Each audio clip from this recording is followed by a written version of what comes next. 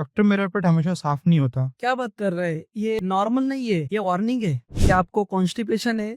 आपको 1-2 दिन के बाद में स्टूल जाना पड़ता है, मतलब लैट्रिन में जाना पड़ता है। आपको एक बार जाने के बाद में फिर से एक बार जाना पड़ता है टॉयलेट। आपका पेट भारी लगता है या आपका स्टूल हार्ड रहता है, तो ये नॉर्मल नहीं है। बहुत लोग इसे नॉर्मल कहते हैं, पर ये नॉर्मल नहीं है।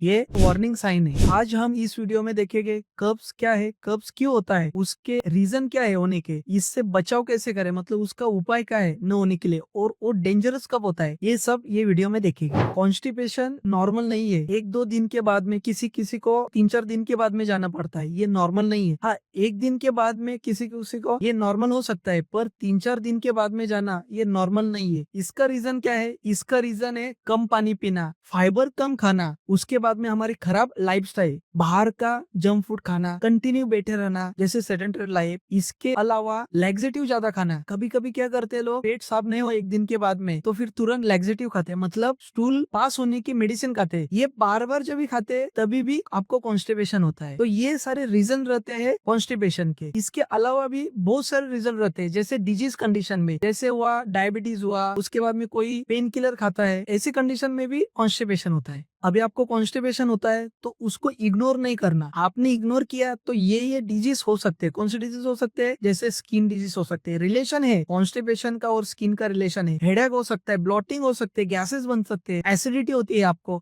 उसके बाद में वेट गेन होता है। आप देखो 3-4 दिन नहीं गए ना टॉयलेट को तो आपको वेट बढ़ा हुआ लगेगा, तो उससे वेट ज्यादा बढ़ता है। किसी किसी को हार्मोनल चेंजेस होते हैं, क्योंकि डाइजेशन नहीं होता ना अपना, तो उसके वजह से डिजीज फॉर्म होता है। ठीक है, तो ये सब रीजन रहते हैं कॉन्स्टिपेशन के। उसके बाद में हमारा स्ट्रेस लेवल भी बढ़ता है कॉन्स्टिपेशन से। और इसके अलावा रेक्टम के एनल रीजन के भी डिजीज हो जाते हैं, जैसे फिस्चुला हुआ, पाइल्स हुआ, फिशर हुआ। जैसे जोर लगाते ही प्रेशर आता है, जब भी टॉयलेट करते टाइम पे जोर लगाते हैं तभी ब्लड निकलता है, उसको बोलते हैं अपन पाइल्स, हिमोरेजेस बोलते हैं उसको। ऐसे से अलग बीमारियां भी हो सकती है। अभी किन लोगों में कॉन्स्टिपेशन ज्यादा होता है, वही मैंने बताया। जो लोग बैठे रहता है, ज्यादा कंटिन्यू बैठे रहता है, लाइफस्टाइल ऐसी रहती है, उन लोगों को जो मेडिसिन खाते हैं पहले से, जैसे डायबिटीज हुआ और अदर बीमारियां जिससे वो कंटिन्यू मेडिसिन खाते हैं, तो उनको कॉन्स्टिपेशन होता है। जो लोग पानी कम पीते हैं, जंक फूड खाते हैं, बाहर का खाना खाते हैं, उनको ज्यादा कॉन्स्टिपेशन होता है। देर रात तक खाना खाते हैं और कुछ भी खाते रहते हैं, उनको भी कॉन्स्टिपेशन होता है। तो ऐसे बहुत सारे रीजन है कॉन्स्टिपेशन के। तो कॉन्स्टिपेशन से हमें बचना है, ये जो मैंने बताया रीजन, उससे हमें बचना है।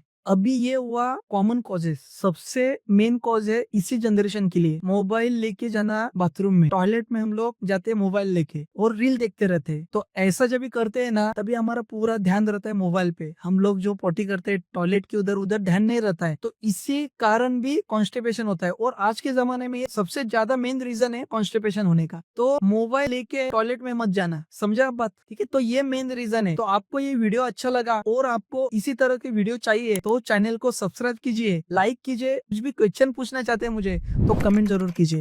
ठीक है, धन्यवाद।